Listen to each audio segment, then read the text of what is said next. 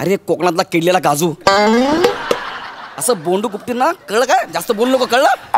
2 मिनिटं जरा गप्पा बस ना. आणि म्हणे तू बोलताना जरा विचार कर. तुझं काय चाललंय? डायरेक्ट तू याच्यासोबत. गौऱ्या, मी विचार करत नाहीये. मग माझा विचार झालाय गौऱ्या. काय झालंय? नाव काय तुमचं? माझं वंकार.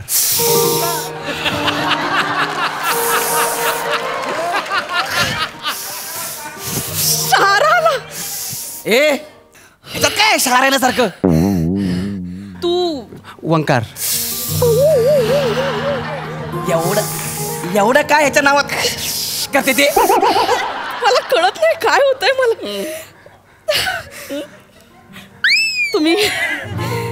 तुम्ही काय करता? टोल नाक्यावर बोरं विकतो.